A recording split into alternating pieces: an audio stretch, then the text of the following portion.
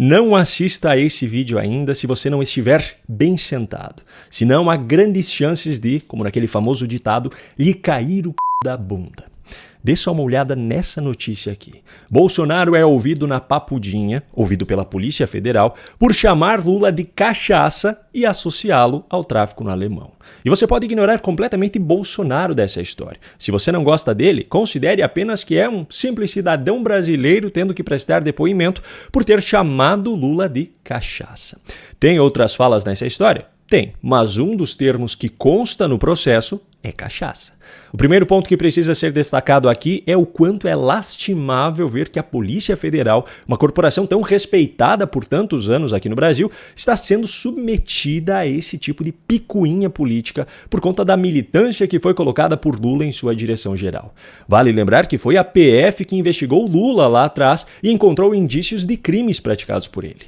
Ele foi condenado posteriormente em 3 instâncias do Judiciário até que o STF, que já tinha maioria formada por indicados do PT naquele momento, primeiro o tirou da cadeia em 2019, mudando o entendimento sobre prisão após segunda instância, e mais tarde, somente no momento mais conveniente, em 2021, anulou todas as suas condenações, alegando que a Justiça Federal de Curitiba não tinha competência para julgá-lo, que a competência seria da Justiça Federal em Brasília e que o processo deveria recomeçar do zero. Só que, de forma muito conveniente, a lentidão da Justiça e a redução do prazo de prescrição de crimes após os 70 anos de idade fez com que esses julgamentos em Brasília nunca tenham acontecido.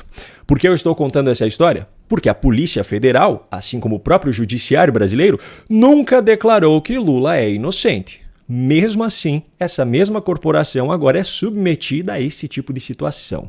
Colher depoimento e investigar alguém por ter ofendido a honra de Lula. Segundo ponto que precisa ser destacado. Mesmo que usar o termo cachaça para se referir a Lula fosse algo absolutamente sem fundamento, mesmo que Lula jamais tivesse consumido essa bebida, ainda assim fica muito claro o desequilíbrio na balança das instituições responsáveis por esse processo. Lula há muito tempo acusa o seu rival político de ser genocida. Em 2022, inclusive, sua campanha eleitoral teve esse como um de seus principais argumentos. E naquela época, enquanto a Justiça Eleitoral proibia que os adversários associassem Lula a ditadores latino-americanos, mesmo existindo um vasto registro histórico dessas relações, o petista usava livremente o termo genocida contra o seu adversário. Olha só essa matéria de agosto de 2022. Ministério Público Eleitoral diz ao TSE não ver infração de Lula por chamar Bolsonaro de genocida. No mês seguinte, TSE confirma decisões e mantém no ar vídeos em que Lula chama Bolsonaro de genocida.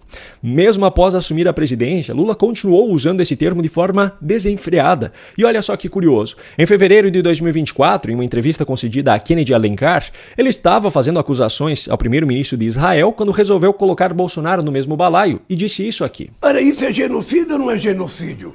Eu vou esperar tipificar esse genocídio. Não, genocídio para mim é quando alguém está matando. Eu, por exemplo, acho que o Bolsonaro poderia ser tipificado como genocida por conta da pandemia do Covid. Ou seja, Lula alega que tem o direito de chamar alguém de determinado termo, e nesse caso trata-se da atribuição de um crime, o que seria uma calúnia, por conta do seu próprio entendimento sobre o significado. Ele diz explicitamente que não vai esperar que isso seja tipificado para que ele use contra o seu rival.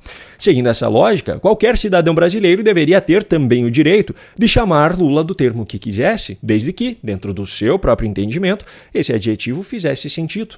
Se eu considero que Lula é cachaceiro, porque no meu entendimento isso faz sentido, eu deveria ter o direito de chamá-lo assim também. Só que aqui entra o terceiro ponto que precisa ser destacado. A relação de Lula com essa bebida não é uma questão de interpretação pessoal, é algo comprovado e o próprio Lula admite isso.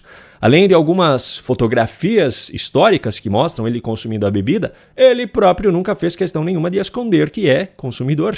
Olha só esse exemplo dele dizendo isso em uma entrevista no programa do Ratinho em 2022. Se você quiser uma cachaça, deixa eu contar, eu estou com a garganta. Eu sei, estou fazendo tratamento com fonoaudióloga porque eu estou fazendo muito comício, a minha voz está ficando, hoje ela está boa. Mas eu gosto de uma cachaçinha. Sim, eu ia perguntar se é porque... Nós já tomamos junto. Agora analise aqui comigo a situação.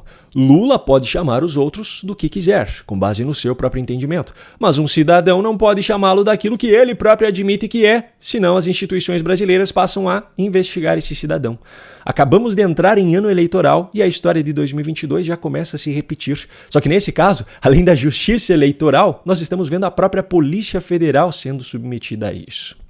Bom, talvez o maior erro nessa história tenha sido Bolsonaro chamar Lula de cachaça, que é o produto. Talvez ele devesse ter chamado apenas de cachaceiro, que é o consumidor. Afinal, cachaceiro Lula inegavelmente é.